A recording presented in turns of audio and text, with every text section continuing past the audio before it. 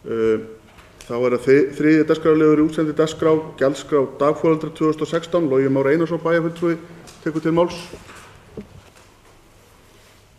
Já, forseti, ágætu bæjarfulltrúar. Hér verið að leggja til að samþykkt verið gjaldskrá dagforeldra sem áður hefur verið samþykkt í skólanefnd.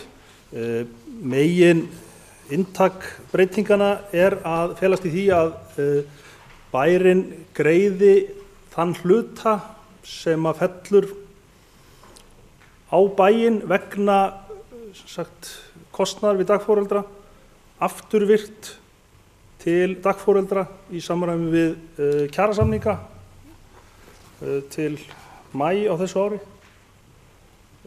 Bærinn, við leggjum ekki til að greiddur verði sá hluti afturvirkt sem að hlutur foreldra. Logi Már Einarsson, bæjarfulltrúi, lokið máli sínu, orðið laust.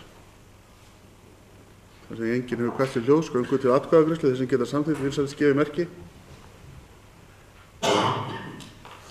Það samþykkt samhljóða.